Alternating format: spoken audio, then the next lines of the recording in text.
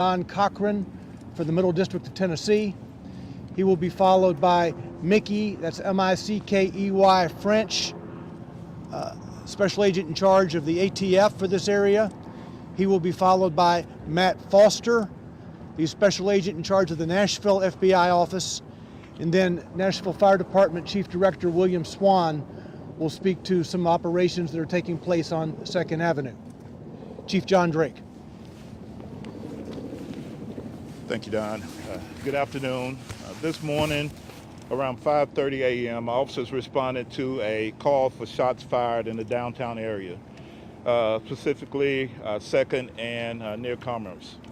As officers responded, they encountered an RV that had a recording saying that a potential bomb would detonate within 15 minutes. Officers, upon hearing that, decided to evacuate the buildings nearby.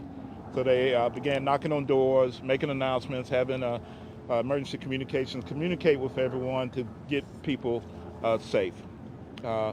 Shortly after that, the RV exploded. We had one officer that was knocked to the ground. Another officer is fine.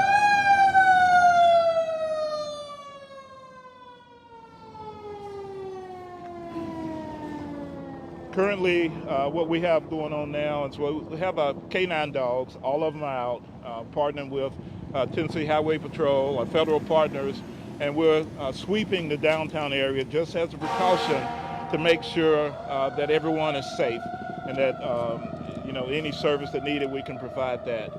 And so with that said, we don't feel there's any concern in the downtown area of anything else right now, but we are doing it as a precaution just to search with our bomb dogs. At this time, I'll turn it over to Attorney Don Cochran. Good afternoon and Merry Christmas. Unfortunately, this is not the way any of us wanted to spend our Christmas morning, I know. But I'm Don Cochran. I'm the U.S. Attorney here in Nashville, Tennessee. This morning I briefed the Acting Attorney General, Jeff Rosen, on the situation here in Nashville, and he has told me to tell the police chief in Nashville that we are devoting the entire resources of the Department of Justice to help in their investigation. FBI and ATF are taking the lead in this investigation, and I want to turn the stage over first to Assistant Special Agent in charge Matt Foster of the FBI, and then Special Agent in charge Mickey French of the ATF to explain some of the resources that the federal government is going to bring to bear on this situation. Matt. Thank you, Don. The FBI stands with the city of Nashville today in this very tragic Christmas Day event. This is our city too.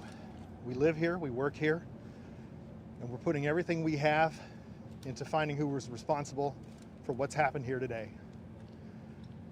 As part of doing that, there are investigative leads to be pursued. There's also technical work that needs to happen, and we're standing with Metro Nashville Police Department and our federal partners and our state partners to bring every resource we can possibly bring to bear to find out what happened here today and to bring those responsible to justice.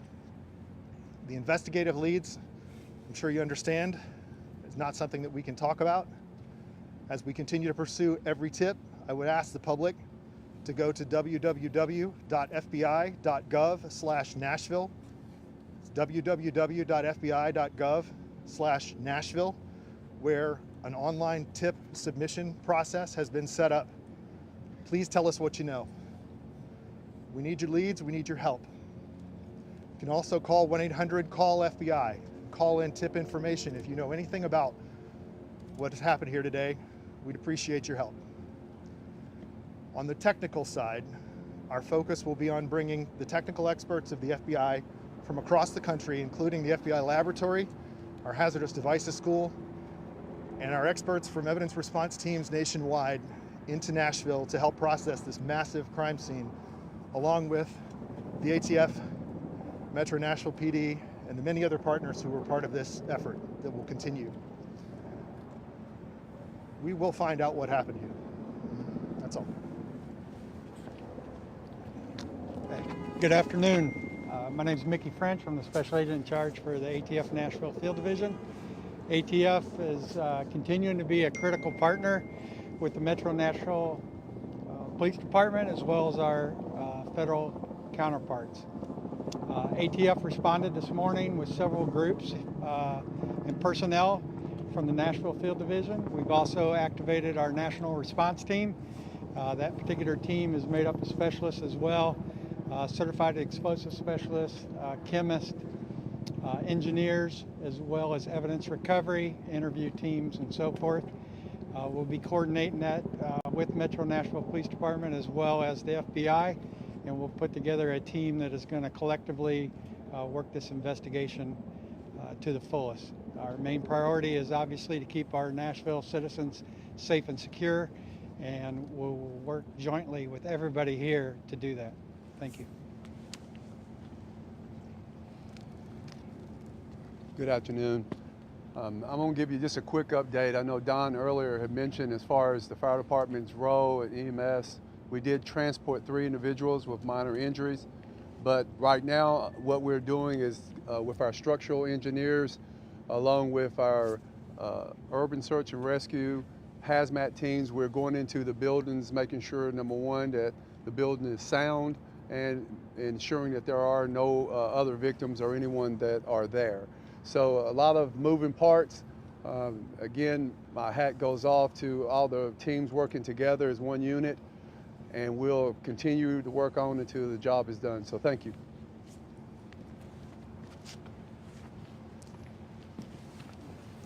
All right, ladies and gentlemen, that's the update as we know it at present. If there is another briefing for this afternoon, we'll let you know.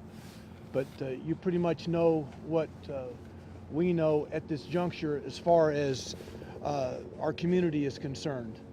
Again, to reiterate, we know of no other imminent danger to the city at this point. The bomb dogs going through the downtown area now are doing that as a precaution. Okay? I can't hear you, Harriet. Do we have a number yet, maybe an estimate of how many buildings have been damaged in this incident? I'll talk with Joseph Pleasant from OEM. I can tell you that several of the buildings on 2nd Avenue have structural damage. Several of them have been damaged, some more than others. But we'll get that for you. I know that, as Chief Swan said, the fire department's looking at those structural issues now to determine any more potential impact. The bottom line, Don, at this point, do you know the target? Do you know the purpose of why this happened? As the FBI said, we will find that out. There are a number of people working right now on Christmas Day running leads throughout the city. From our police department, the FBI, ATF, answers will be forthcoming.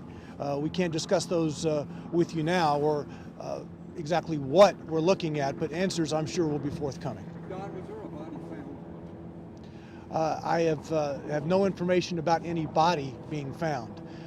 We do not know whether anyone was in the RV when it exploded. We do not know whether anyone was in the RV when it exploded. So I can't tell you at this point whether there's a potential for a fatality in that scenario. The megaphone that was warning people to leave, do we know if that was coming from the truck? Was it coming from somewhere else? Do we know? It is believed it was coming from the RV. Coming from the RV? Yes. Dying, or was it someone saying? There were announcements coming from the RV, and that's the extent of what we can say at this point. Is there any surveillance footage that police are investigating right now? There are cameras throughout this downtown area. Yes, we have been reviewing downtown cameras, and that is all part of the totality of the investigation. Don, you mentioned some people may have been taken to Central Precinct, whether they were just witnesses to give a statement, to share what they saw. Has anything come to fruition from that that you can share? Just providing more pieces to the puzzle, more information. As Chief Drake said, we had a number of officers, several officers on 2nd Avenue who were working to protect the public when the explosion occurred. As he said, one of those officers was knocked off his feet. We have some counselors with our officers, our behavioral health folks are with those officers, ensuring that they're okay. I mean, they went through a very traumatic experience themselves. Can you speak to just, I mean, really, it's amazing how these officers and first responders run into the face of danger. They knew, according to that RV, that there was some kind of threat, and they continued to take their time to get people out. Well, they went to the residential areas on 2nd Avenue and did their best to get people to safety. Obviously, they heard the announcements coming from this vehicle. They took them seriously and were working to seal the streets, to protect folks, and we think it worked. We think lives were saved by those officers doing just that. All right, thanks very much, folks. Don, can we ask one final question? Just really quickly about the location. It's close to AT&T. There's a lot of talk about AT&T, especially with the servers that we're building. Is there any thought right now that it was related to targeting AT&T? The vehicle explosion occurred outside 166 2nd, the AT&T building. We do not know if that was a coincidence or whether that was the intention. Okay?